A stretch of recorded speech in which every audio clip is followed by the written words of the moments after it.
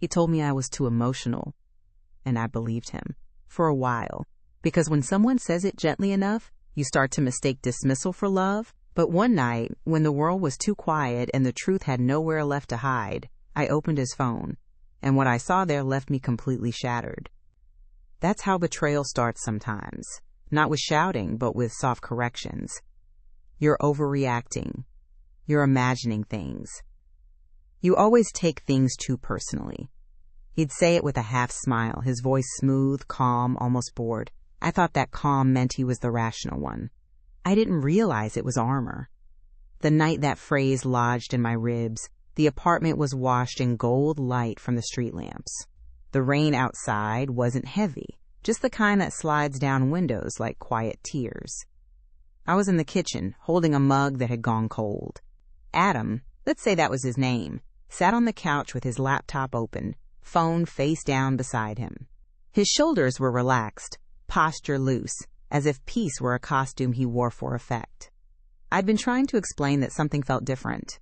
His tone, his distance, the pauses in his sentences that hadn't been there before. He didn't even look up. "You're spiraling again," he murmured. "You let your feelings run wild." My throat tightened. "I'm not spiraling," I said, but it came out too soft, almost apologetic. He sighed, closed his laptop with careful patience. "I can't fix this for you every time you get in your head. You need to learn to control it." The way he said it, not your emotions, not your anxiety, just it, like I was an unpredictable animal he'd been assigned to manage.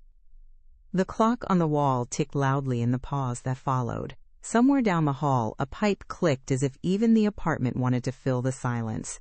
I could smell the faint trace of his cologne mixed with coffee and rain. My pulse thudded in my ears, slow but relentless. I used to think sensitivity was my worst flaw. That's what years with him did, turned empathy into evidence. When I cried, he'd smile like he was humoring a child. When I grew quiet, he'd tell me I was withdrawing again. Every emotion became ammunition. Looking back, I think that's how he built control, not through threats or anger, but through interpretation. He taught me to see myself through his lens, until I couldn't trust what my own body felt. One evening, he came home later than usual. His shirt smelled like unfamiliar perfume, faint, but sweet. I asked where he'd been. He smiled, almost kind. "God, you keep score like it's a game," he said, brushing past me to pour a drink. "You need to let go of this paranoia." That word, paranoia, clung to me like static. I replayed it in my head for hours after he fell asleep. Maybe I really was losing it. Maybe the small inconsistencies. The second phone charger that appeared overnight, the change in his lock screen, the new passwords, were all coincidence. Because if they weren't, then my world wasn't safe anymore. I remember standing in the bathroom that night, brushing my teeth with the faucet running, staring at myself in the mirror. The woman looking back seemed hollowed out, still, obedient, trying not to appear fragile, even in her own reflection. The hum of the toothbrush covered the sound of my breathing, quick and shallow. I whispered out loud, "Maybe it's me," just to hear how it sounded. But deep down, under the practiced calm he'd taught me to wear, something in me didn't believe it. Something small, stubborn, alive. It would take another few weeks, another dozen denials, another handful of sighs, and "You're making me the bad guy again," before that tiny voice finally fought its way back to the surface. And when it did, it told me to stop asking for reassurance from the person causing the confusion. That's how I ended up sitting on the couch at 2 a.m., the room dark except for his phone buzzing quietly on the table, the blue light bleeding through my fingers. I didn't mean to look. I wasn't trying to catch him. I was just tired of doubting my own sanity. And what I saw that night, the messages, the tone, the truth he said didn't exist, became the sound of something inside me locking into place.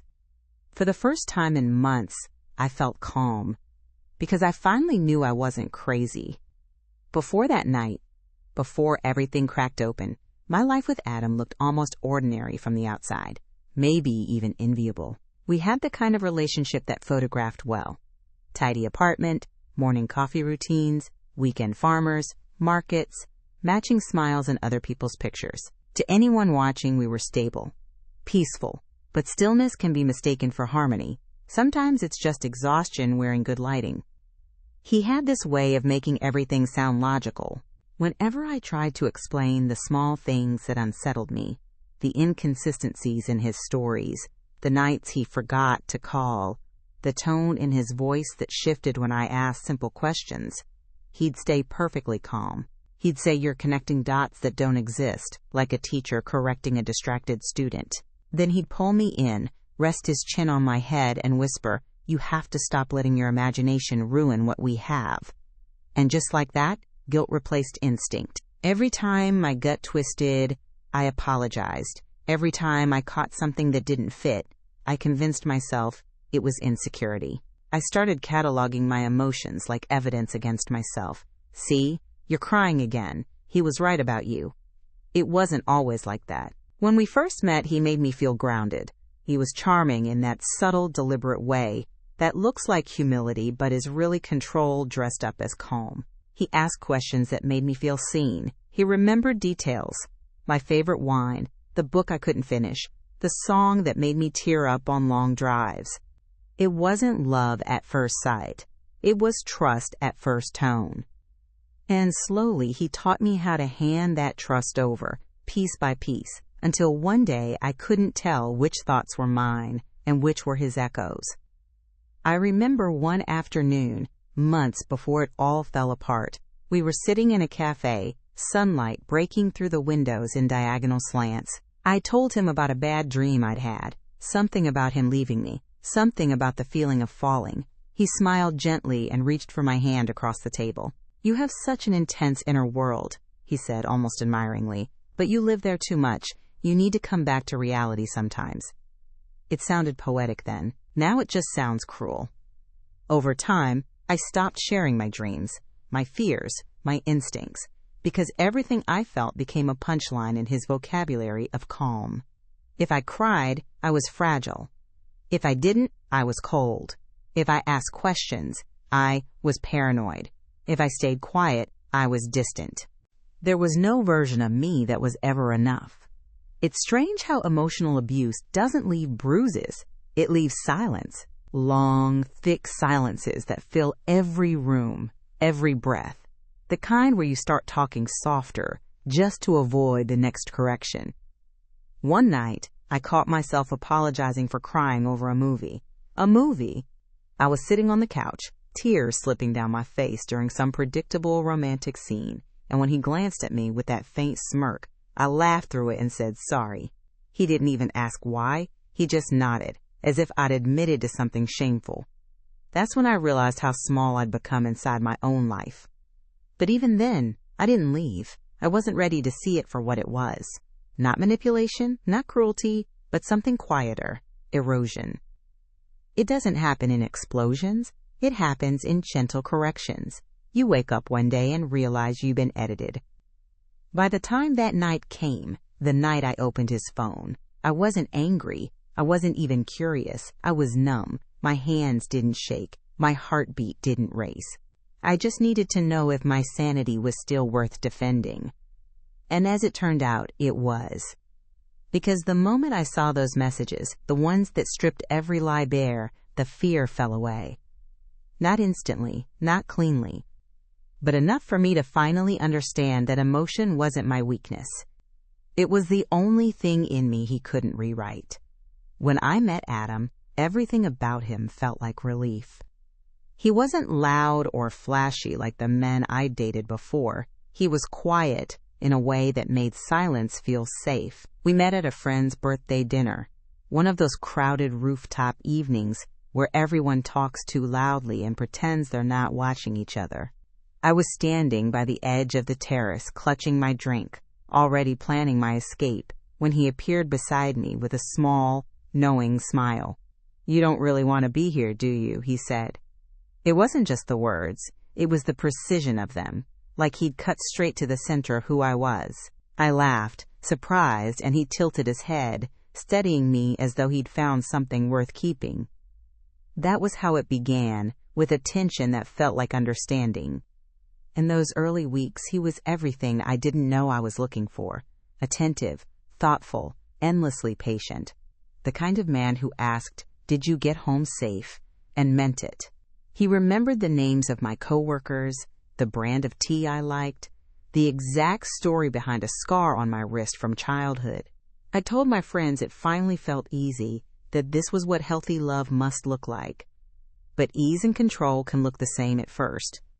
Adam had this gift for making me feel seen, but in hindsight, it wasn't seeing, it was studying. He listened not to understand, but to gather.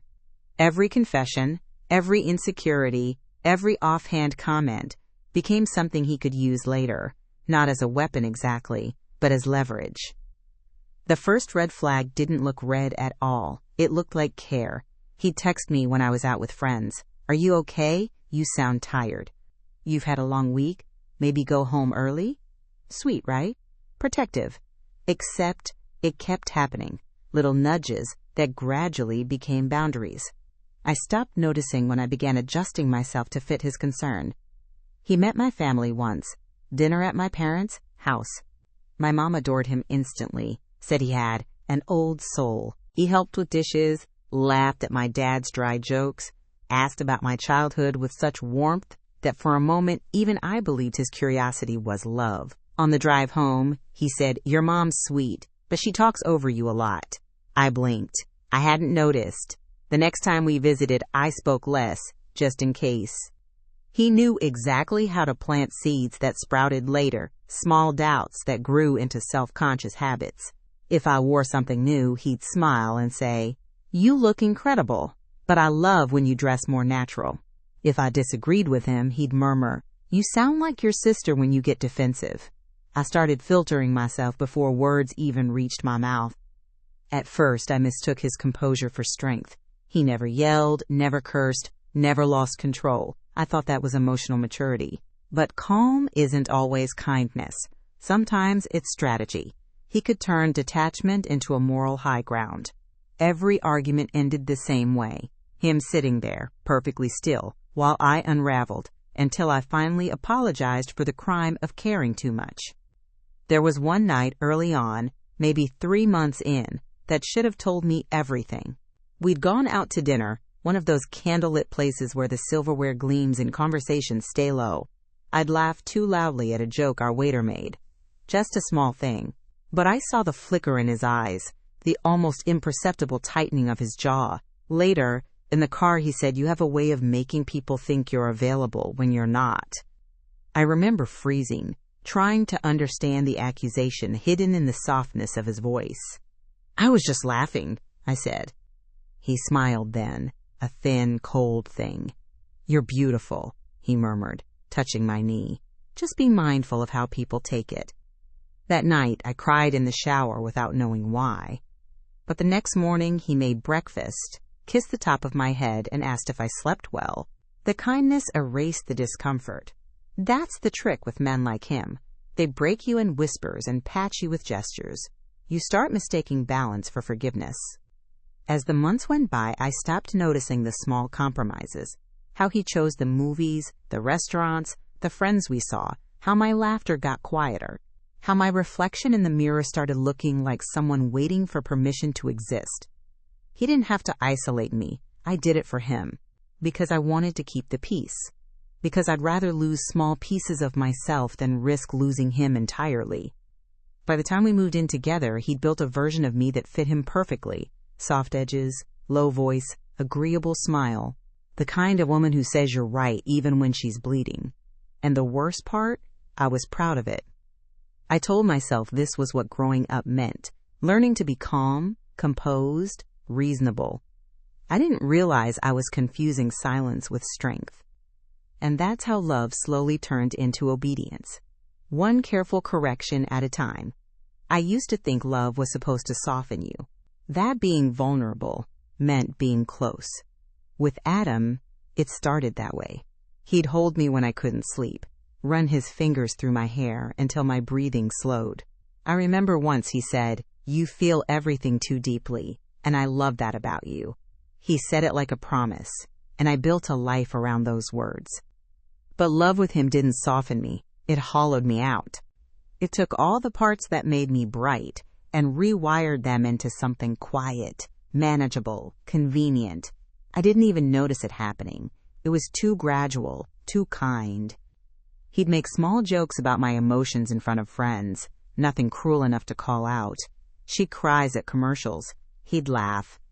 She feels everything in surround sound. Everyone would chuckle. I'd laugh too, pretending it was harmless. But I'd go quiet afterward, shrinking a little more into the role he'd written for me, the emotional one, the unstable one, the one he had to steady. And he thrived in that contrast. His calmness looked heroic next to my self-doubt. It made him the rational one, the anchor. I was the storm, or at least that's the version he kept gently feeding back to me until it became my reflection. There were nights when he'd stay out late, saying he was helping a friend or stuck at work. The first few times, I waited up, calling once or twice before giving up and leaving the lamp on. When he finally came home, he'd find me sitting on the couch, eyes heavy with worry. He'd sigh, drop his keys, and say, "You really need to stop assuming the worst." The guilt would come rushing in before I even answered. "You're right," I'd whisper. I overreacted.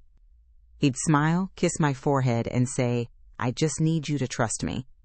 That line became his lullaby.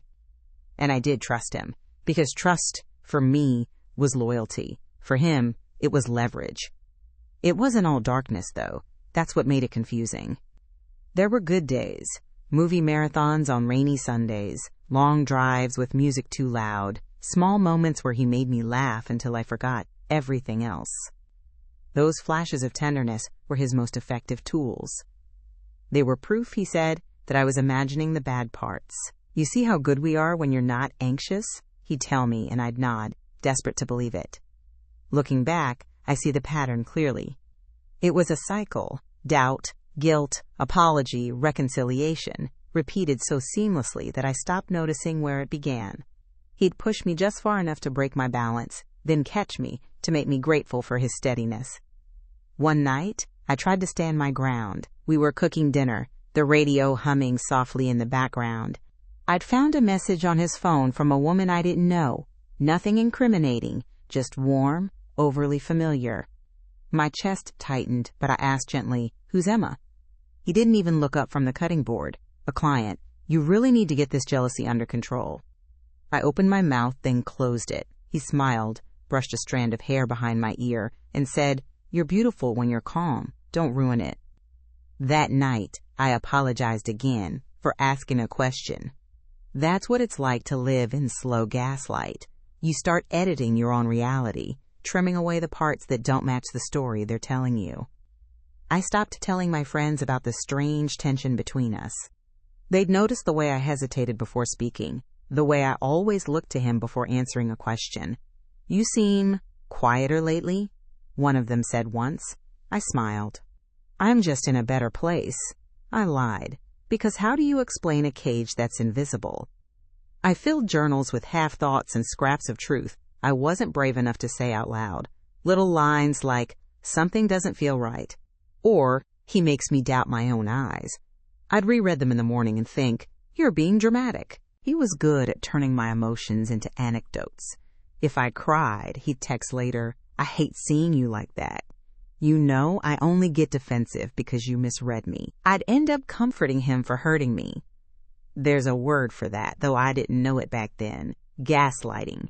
It sounds clinical until you live it. Then it feels like drowning in a room full of air. One afternoon, I found a photo on his desk, a candid of the two of us at a friend's wedding. He had his arm around me, both of us smiling. I stared at it for a long time. It looked like happiness, but I remember that day vividly. We'd argued in the car before the ceremony because he said I was too intense about wanting him to dance with me. I'd cried quietly in the bathroom and reapplied my makeup before the photographer found us. The picture captured the forgiveness, not the fracture. That's the thing about photos. They never show the silence. And for a long time, silence was all I had. Until that one night when the rain wouldn't stop and his phone buzzed again. And this time, I didn't ignore it. It started small, like most cracks do. Nothing dramatic, just an offhand moment that didn't fit anywhere in the version of our life I kept replaying to stay sane. It was a Tuesday evening, late spring, the kind of day that still smelled faintly of rain even though the streets had already dried. Adam was sitting at the kitchen table, scrolling through his phone while I folded laundry on the couch. The TV was on but muted, some forgettable sitcom with canned laughter that felt almost mocking. I remember glancing up and catching the smallest thing, the way he smiled at his screen. It wasn't the polite smile he gave coworkers or the distant smirk he used with friends. It was the soft, involuntary one, the kind reserved for something or someone you're secretly attached to. I told myself I was imagining it, but the moment replayed in my mind like a film loop. That smile. The thumb hovering over the phone. The tiny inhale before he caught me watching and looked away, all too casually. "You're staring," he said, his tone light but sharp at the edges. "Just wondering who's keeping you so entertained." He chuckled. "God, you're so dramatic sometimes." I wanted to let it go, but my chest had already started to tighten. "You've been glued to your phone lately," I said softly. "Even at dinner?" He shrugged. "Work doesn't stop at 5, sweetheart." There it was again. That word, sweetheart. It used to sound tender. Now it felt like a leash. Later that night, I found his phone on the nightstand while he showered. It was face down, locked, but I could see the faint flash of a notification reflected on the ceiling. I didn't move it. I just stared at the glow, the faint pulse of blue light against white paint, until the screen went dark again. My reflection flickered in it for a moment. Tired eyes, lips pressed thin, before the light vanished completely. I told myself not to check. I'd promised him once after a fight that I wouldn't go through his things. He'd said trust was sacred, and I'd nodded, ashamed, trying to prove I deserved the peace he kept dangling like a prize. But that night, when he came out of the bathroom, towel slung low on his hips, humming like nothing in the world was wrong, I knew I wasn't imagining things anymore. Something had shifted. It was in the way he avoided my eyes, how his voice had lost its warmth but not its precision. He leaned over, kissed the top of my head, and said, "Try not to spiral tonight, okay?" I laughed under my breath, a quiet, bitter sound that even surprised me. "You make it sound like I enjoy it." He froze for half a second before recovering, smiling that same hollow smile. "You just overthink. It's not your fault." But it was, wasn't it? It always was. He'd trained me so well that I could gaslight myself before he even had to. Over the next few days, the pattern became impossible to ignore. Texts he hid, calls he took outside, that same strange, careful tone whenever I asked simple questions. The air between us felt weighted, charged, electric, just shy of explosive. One night, I came home early. The living room was dark except for the blue light flickering from his laptop. He was sitting there with his headphones in, talking softly, smiling that same quiet smile. He didn't hear me at first. "Yeah," he said, voice low. "She thinks I'm just tired lately. You know how she gets." The words hit harder than I expected. I stood in the doorway, frozen, waiting for him to realize I was there. When he did, the shift in his face was almost imperceptible. A flash of guilt so fast he might have convinced himself I didn't catch it. "Hey," he said, removing one headphone. "Didn't hear you come in." "Who were you talking to?" He blinked, too casually. "Just Ryan from work." I nodded slowly. "Since when do you call Ryan sweetheart?" His eyes flickered. One heartbeat of silence, then a smirk. "You're unbelievable. You really are addicted to drama." The room spun just slightly. My body was trembling, but I couldn't feel it. "You're lying." "About what?" he said calmly. "You didn't hear the full conversation." It was almost impressive how easy he made me doubt my own ears. But something inside me had already begun to wake up. The part of me he'd buried under months of, "You're overreacting and don't make everything emotional." "I know what I heard," I said quietly. He exhaled through his nose, like a teacher disappointed in his student. Then, I can't help you if you've already decided on your reality. That sentence hung in the air like a verdict. He turned back to his laptop, as if the conversation was over, and maybe it was for him. But for me, something fundamental had shifted. Because I finally realized that gaslighting only works on the parts of you that still want to believe the person doing it loves you. And for the first time in a long time, I wasn't sure I believed that anymore. After that night, something inside me refused to go back to sleep. The illusion was cracked, and no matter how many times he smiled or brushed my hair behind my ear, I could feel the truth pressing against the edges of my calm, like a heartbeat I couldn't ignore. Days passed quietly, but nothing felt normal anymore. The air in the apartment had weight to it, a constant hum of tension that followed me from room to room. Every time his phone buzzed, my stomach tightened. Every time he said my name, my pulse stuttered. It was as if my body had decided to listen to the truth long before my mind allowed it. He was careful, though. Too careful. He'd come home with takeout, leave his phone on the table face down, kiss me like routine, and say, "See? We're fine. You always overthink."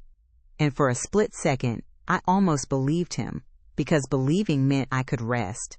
But peace built on lies never holds. It was small things that kept giving him away.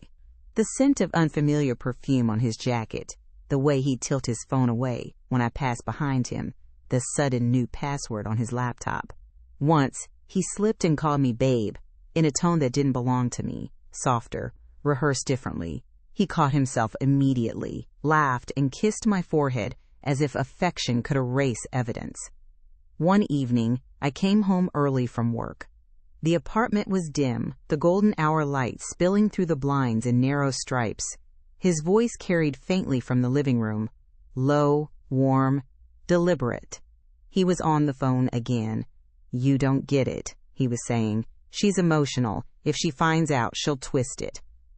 The words sank into me like ice water. When he noticed me standing there, he froze mid-sentence. "Ryan," he said quickly, forcing a smile, "we were talking about a project." He hung up before I could reply. I looked at him for a long time, my mouth dry. "If you have to lie that fast," I said quietly, "maybe it's time to stop pretending you're bad at it." He didn't even blink. "There it is," he said, "the dramatics." I laughed, not bitter, just hollow. The sound startled even me. "You keep saying that like it's proof you're innocent?" He stepped closer, hands raised like he was handling something fragile. "I'm saying it because I love you, and I hate watching you destroy something good because you can't trust." "I can't trust," I echoed. "That's convenient." For a moment, the mask slipped. His jaw clenched, his eyes darkened. Then, just as quickly, the calm returned. "You're exhausted," he said softly. "You need sleep." That night, I lay awake long after he drifted off beside me. His breathing was steady, peaceful. I stared at the ceiling and thought about how strange it was to share a bed with someone who could lie to your face while you were inches away. The moonlight cut across his skin in silver lines, and for a brief moment, he looked almost innocent. That was his gift. He could look like safety while holding the knife. Something shifted in me then. I stopped trying to win his version of the truth. I realized that waiting for him to confess was just another way of staying trapped. So I began watching, not obsessively, quietly. I memorized his new patterns, the late-night work calls, the mornings he showered twice, the way he'd delete entire text threads before leaving his phone unattended. And then, one Saturday, the universe handed me my confirmation in the smallest, cruelest way. He'd left for a quick run to the store. His phone was charging on the counter, screen lit up from an incoming notification. I didn't move at first. I just stood there, heart pounding so hard it felt like it might bruise my ribs. Then I walked over, slowly. The message preview was short, just 2 lines. "Last night was worth the risk. Miss you already." For a second, I couldn't breathe. My hands went cold, the world narrowing to that tiny rectangle of glowing glass. My reflection shimmered faintly in the black frame, eyes wide, unblinking. The kind of expression that doesn't belong to shock, but to recognition, 'cause I already knew. I didn't open the phone. I didn't need to. The truth was already loud enough. When he came back a few minutes later, grocery bag in hand, smiling like nothing had shifted, I felt strangely calm. My pulse slowed. My mind sharpened. It was like standing in the eye of a storm after months of spinning through chaos. He kissed my cheek, set the bag down, and said, "You look pale. Everything okay?" "Perfect," I said, and for the first time in months, I meant it. Because the not knowing was over.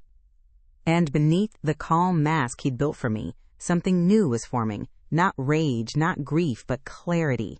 The kind that doesn't ask for permission. The moment of truth didn't come with thunder. It came with quiet, the kind that stretches too long, where even the walls seem to be waiting. That night, the air felt heavy, thick with summer humidity and something unspoken. The apartment was dim except for the low light from the kitchen, where the clock's second hand ticked too loudly. Adam sat on the couch, scrolling through his phone as if nothing could reach him. I was sitting across from him, barefoot, my heart calm in a way that scared me. For weeks I'd imagined this moment, the confrontation, the trembling voice, the tears. But when it finally came, there was none of that, just clarity. "Can I ask you something?" I said. He looked up, wary. "Of course." "Who's she?" He frowned, just enough to make me doubt what I'd said. "Who?" I studied his face, the practiced confusion, the slight tilt of his head, the softening of his tone. He'd done this before. He was good at it. But I wasn't the same woman anymore. "The one you've been texting," I said, "the one who misses you already." For a second, silence. Then the smallest smile tugged at his mouth, humorless and cold. "You went through my phone?" It wasn't a question. It was an accusation. He was already rewriting the story, shifting the spotlight. I could almost see the gears turning behind his eyes. "I didn't need to," I said quietly. "It was right there." He leaned back, exhaling through his nose, a performance of patience. "You know what's ironic? You're proving my point." "Which one?" "That you let your emotions run wild. You invent things. You create chaos when there's none." The calm in his voice was infuriating. He spoke like a man who'd already forgiven me for something he had done. I wanted to scream, to shake him, to make him feel something. But I stayed still. Stillness was power now. I stood up slowly, walked to the counter, and picked up his phone. It was still unlocked from earlier. I turned the screen toward him. The last message glowed faintly. Last night was worth the risk. His expression flickered, barely. A microsecond of panic before his face settled into neutrality. That's out of context. I almost laughed. "You think context can save you?" He didn't answer. His jaw tightened. The silence stretched so long that even the refrigerator hum seemed intrusive. Finally he said, "You were going to ruin this eventually. People like you always do." "People like me?" He stood, closing the distance between us. His voice dropped low. "Too emotional, too suspicious, too much. I've been walking on eggshells trying to make you feel secure, and look where it got us." His words hit like dull blows, not because they hurt, but because they were familiar. They were the same words he'd always used to keep me in place. But hearing them now, in the open air, they sounded absurd, hollow. I set the phone down on the table. "You spent so long convincing me I was crazy," I said softly. "But you know what's funny? The moment I stopped believing you, I stopped being scared of you." Quote, he blinked, stunned for once. "You don't mean that?" "I do." I stepped closer. The light from the kitchen haloed between us, sharp and unkind. "You made me think emotion was weakness, but it's what saved me. It's the only reason I kept noticing when things didn't add up." He ran a hand through his hair, exasperated. "You're turning this into a movie in your head. You always do." "No," I said. "This time, it's not in my head." The air between us went still. His mouth opened like he might say something, but no sound came out. For the first time since I'd met him, he had nothing left to manipulate. I took a breath. Slow, steady. You don't get to narrate this anymore. He stared at me, searching for a weakness to exploit, but there wasn't one left. Whatever part of me used to beg for reassurance had gone quiet. In its place was something steadier, something done. I picked up my keys from the counter. You should get your things out by tomorrow, I said. His voice cracked slightly. You're serious? Completely. He laughed. Short, incredulous, bitter. You'll regret this. I turned toward the door. I already did. I just finally decided to stop. The handle was cool beneath my hand, the metal pressing into my palm like punctuation. I walked out without looking back. The hallway air felt cleaner, lighter, almost electric. Behind me, I heard him say something. Maybe my name, maybe nothing. But it didn't matter. When the elevator doors closed, I caught my reflection in the mirrored panel, eyes red, chest rising fast, a faint tremor in my hands. But underneath the exhaustion, there it was, peace. The kind that doesn't come from being right. The kind that comes from finally being done. The hallway outside his apartment felt colder than it ever had before. I could still hear the faint murmur of the TV through the door, as if nothing monumental had just happened. I pressed the elevator button, once, twice, my reflection in the metal doors trembling slightly under the harsh fluorescent light. My chest was tight, not from fear anymore, but from release, the kind that hurts on its way out, like air-filling lungs that had forgotten how to breathe. When the doors opened, I stepped in, the silence swallowing me whole. The ride down felt endless. I caught my reflection again in the mirrored walls, smudged eyeliner, pale face, the faint shimmer of sweat at my temples. I looked wrecked and alive all at once. The elevator dinged at the lobby, and I realized I'd been holding my breath the entire way down. Outside, the night had deepened. The air was thick with the smell of wet concrete and summer rain. The city lights flickered on the slick pavement, stretching into thin gold lines under my shoes. I started walking without knowing where I was going, anywhere that wasn't there. Each step felt shaky but necessary, like retracing my way back to myself one breath at a time. I walked past a small cafe where we used to sit on weekends, the kind of place with chipped tables and too loud music. Through the window, I saw people laughing, strangers tangled in easy conversation, their lives untouched by mine. For a second, jealousy pinched at me, not because I wanted him back, but because I envied their innocence, the bliss of not yet learning how love can twist. A car passed too close to the curb, spraying water across the sidewalk. It caught the side of my leg, icy and sudden. I almost laughed. It felt poetic somehow. A baptism, a reset. I kept walking until my legs ached. My phone buzzed in my pocket once, then again. I didn't have to look to know who it was. I stopped under a flickering streetlight and pulled it out anyway. Adam, please talk to me. Then another. Adam, you're overreacting. We can fix this. And then a third. Adam, you're doing that thing again, letting emotions ruin everything good. I stared at the messages, thumb hovering over the screen. For months, those words would have sent me spiraling, replaying every fight, doubting every feeling. But now they looked small, weak, like the last gasps of a narrative that had lost its audience. I turned off the phone, slipped it into my bag, kept walking. By the time I reached the park, the sky had cleared. The air was damp and heavy with the scent of earth after rain.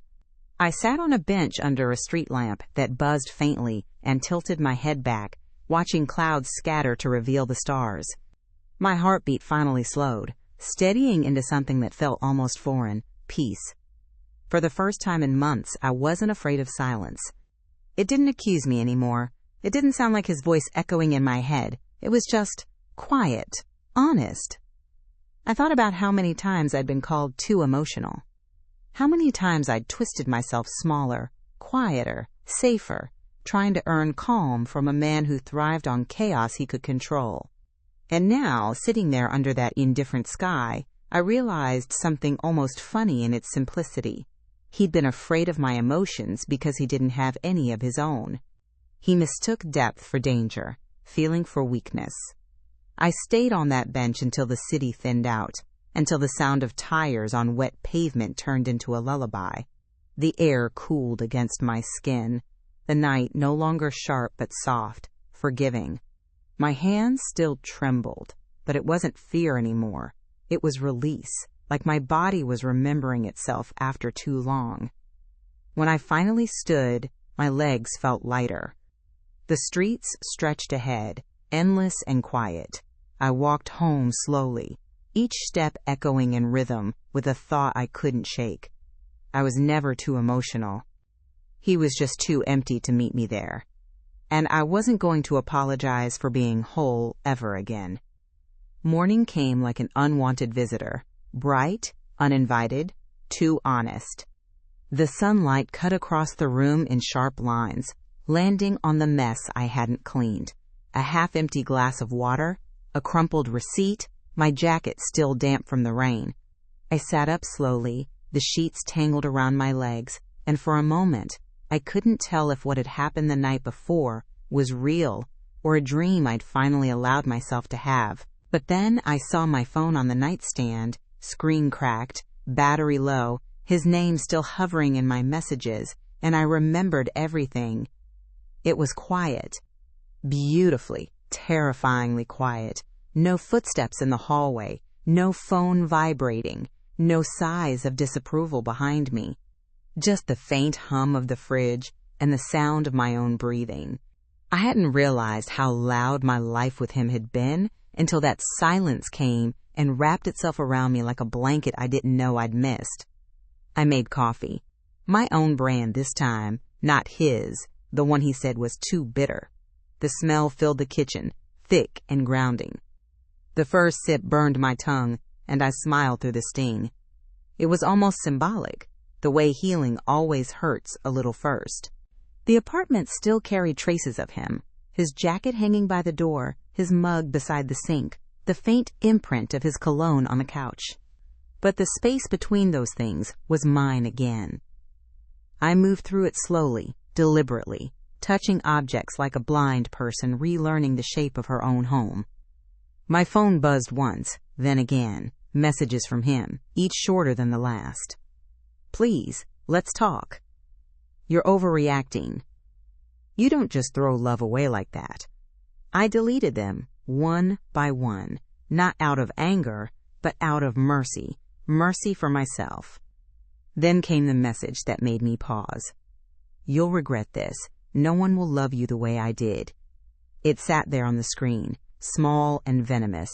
I stared at it, my thumb hovering over the delete icon, and then, instead, I whispered out loud. Exactly. I left the phone face down on the counter and went to open the window.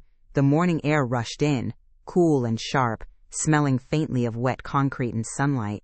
Somewhere in the distance, someone was playing music, an upbeat song I didn't recognize, its rhythm too fast for my mood, but perfect for the world continuing without me.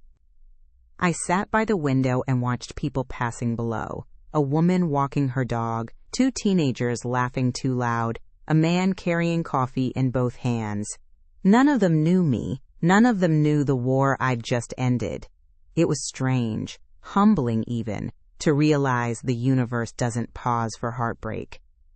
After a while, I started cleaning. Not the frantic kind that comes from panic, but the slow, meditative kind that feels like reclaiming something. I packed his things into boxes.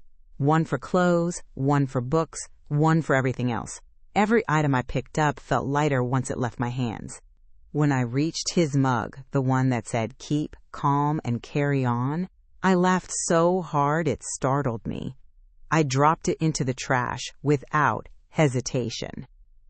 By noon, sunlight filled the room. I opened the curtains wider, let it flood every corner. My eyes burned from the brightness, but I didn't look away.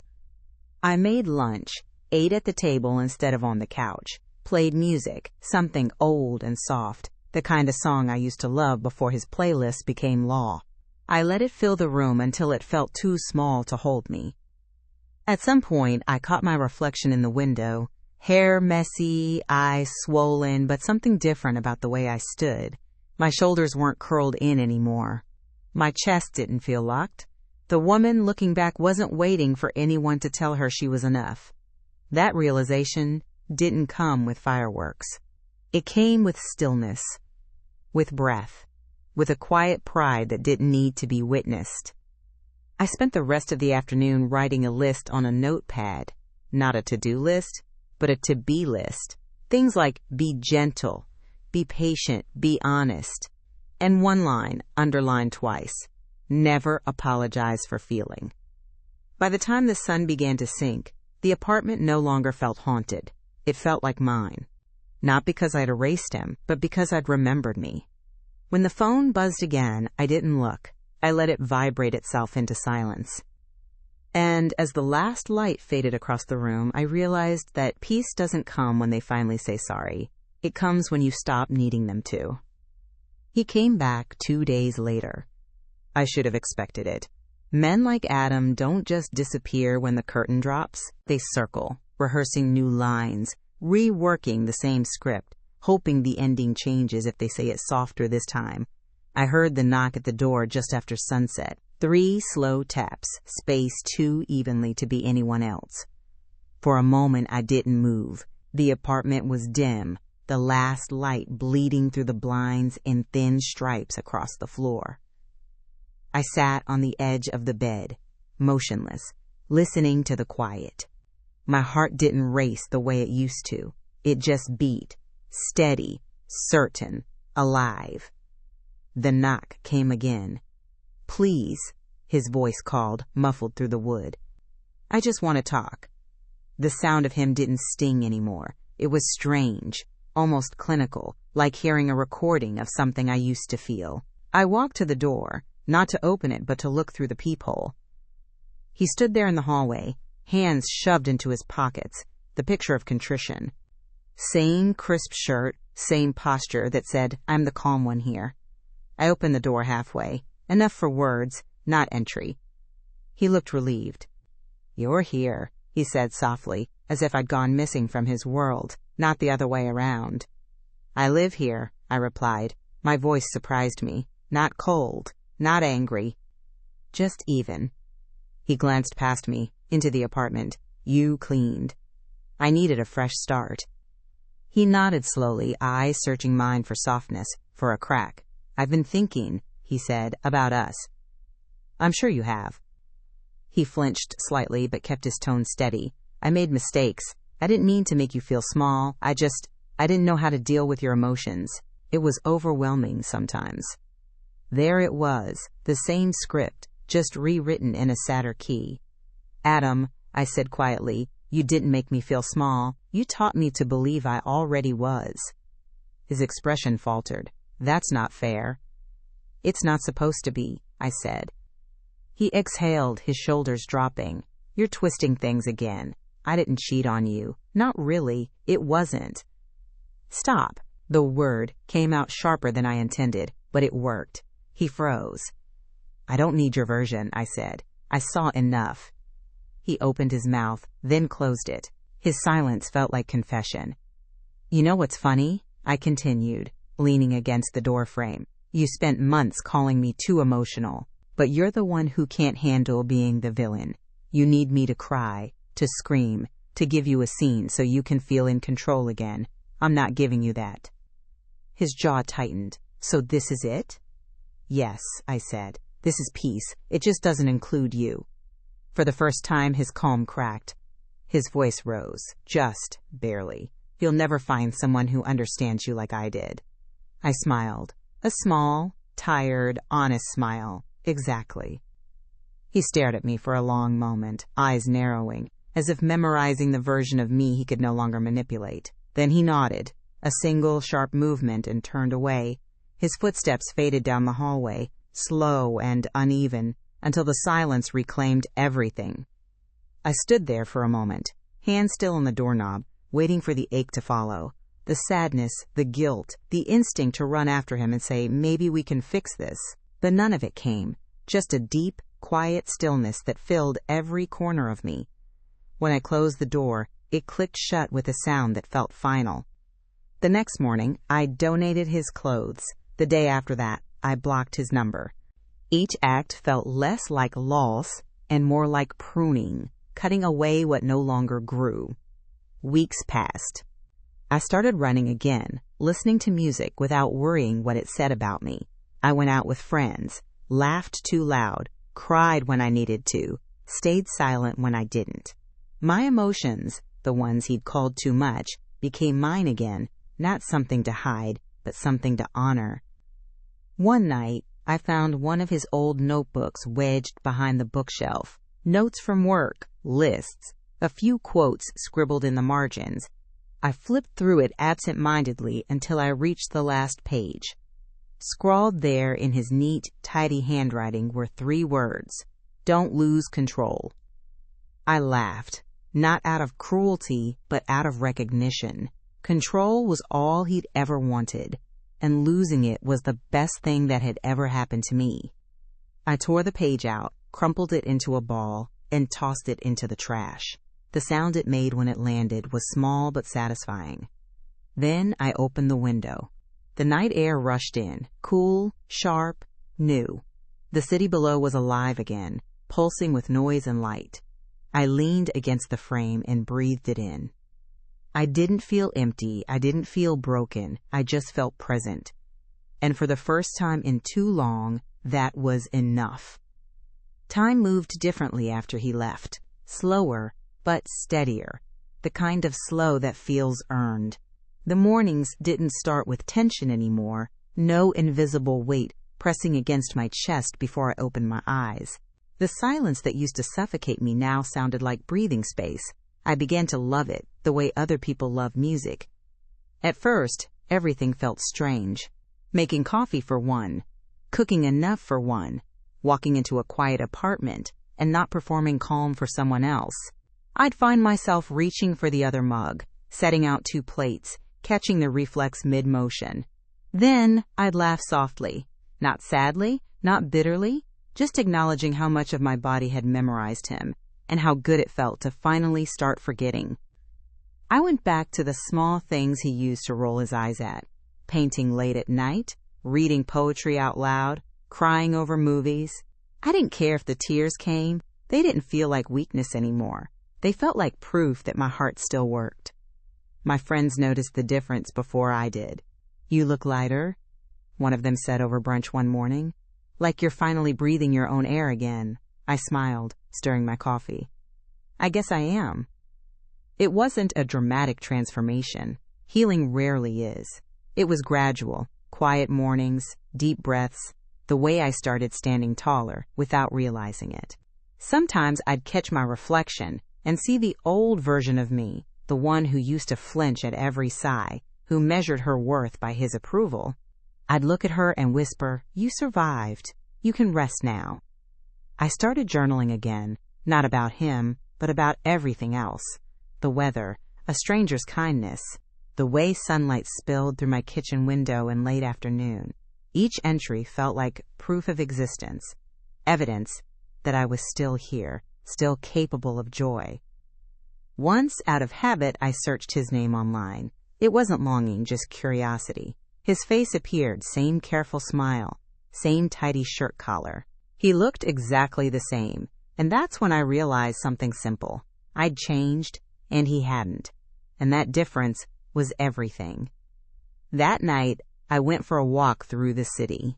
It was one of those evenings when the air felt electric, a storm building somewhere far off, the scent of rain clinging to the wind. Streetlights reflected in puddles from a shower earlier, making everything shimmer slightly. I passed couples holding hands, people laughing into their phones, an old man feeding pigeons near a park bench. Life was happening everywhere, unbothered, unbroken. I stopped near the waterfront, the same place where Adam once told me he loved how passionate I was, right before he started teaching me to mute that passion. The water was restless, full of motion and reflection. I stood there a long time, watching the ripples, listening to the wind. For months, he told me my emotions were my flaw, that I was too intense, too reactive, too much. But standing there, hearing the waves crash against the dock, I understood something I wish I'd known sooner. Feeling deeply isn't the problem. It's what connects you to the world. It's what saves you from people who can't feel at all. The thing he used to shame in me was the very thing he feared: honesty, realness. The refusal to flatten myself into something comfortable for him. He called it chaos. I call it life. When I went home that night, I didn't feel triumphant, just calm.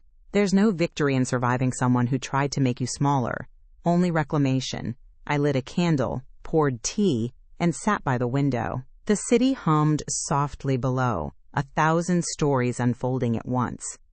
I wrote one last line in my journal before bed.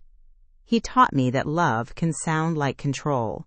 I taught myself that control isn't love. Then I closed the notebook, turned off the light, and let the dark settle gently around me.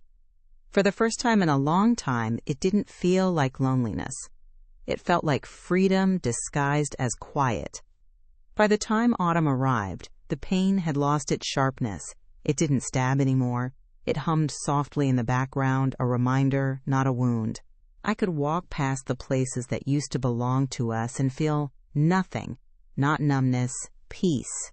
Like those streets, those cafes, those moments had finally returned to the city instead of to him. There's something sacred about the quiet. After surviving someone who rewrote your reality, you start hearing your own voice again, unfiltered. The smallest things become miracles. An unbroken night's sleep, a meal cooked just for yourself, the sound of laughter that doesn't tremble on its way out. Every heartbeat feels like evidence that you escaped something invisible but enormous. People ask if I'd ever confront him again, if I'd want closure. But closure isn't found in conversations. It's found in distance. I don't need him to see what he did. I just need to keep walking far enough that his voice becomes indistinguishable from background noise. And maybe that's the best revenge. Silence so vast it swallows his narrative whole. Sometimes, on quiet nights, I think about the woman I used to be, the one who apologized for crying, who bent her emotions into something small enough to fit his comfort. I want to reach back in time, place a hand on her shoulder, and tell her the thing she was never allowed to hear. You were never too much. He was simply too little. I keep that sentence close now. It lives in the spaces where self-doubt used to echo. Whenever I catch myself holding back, softening my words, dimming my reactions, I repeat it silently until it settles in my bones. Healing didn't make me fearless. It just made me honest. I still feel things deeply: anger, grief, joy, awe, but I no longer punish myself for it. My emotions don't make me fragile. They make me fluent in life. And I've learned that empathy isn't a weakness to be trained out of you. It's the instinct that helps you recognize danger when someone tries to rename it love. One evening, I came across an old photo of us while cleaning one of those perfect snapshots everyone used to compliment online. My hand hesitated over the delete button. For a second, I studied it. His arm around me, my smile bright, our eyes turned toward a future that never existed. I didn't feel sadness, just gratitude that the woman in that picture didn't know yet that she'd outgrow both of us. I deleted it without ceremony. It didn't deserve a ritual. I went for a walk afterward. The air was cool, crisp, that kind of early autumn evening where every sound feels amplified. Somewhere, a street musician was playing guitar. I stopped to listen, closing my eyes, feeling the vibration in my chest. There was no past tugging at me, no ghost at my shoulder, just the song, the wind, the city breathing. I realized then that healing isn't about becoming someone new. It's about returning to the person you were before someone convinced you to doubt her.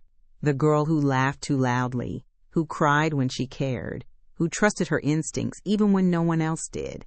She never left. She was just waiting for me to believe her again. When I got home that night, I opened my window wide, letting the cool air rush in. The curtains fluttered like wings, brushing against my arm. I whispered into the dark, not to him, not even to myself, but to the silence that had once been unbearable. Thank you. Because without him, I might never have learned the difference between peace and submission, between calm and control, between being loved and being managed.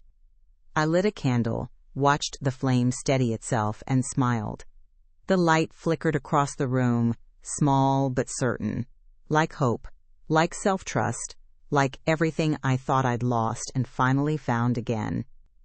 And if there's one truth I'd want anyone listening to this to remember, it's this: being emotional doesn't make you weak. It means you're alive, awake, unashamed. The people who call you too much are usually the ones who can't meet you where your depth begins. So don't shrink. Don't silence yourself to make someone else comfortable in your softness. Because one day, that softness will be the reason you survive what tries to break you. Has this ever happened to you? Share your story in the comments.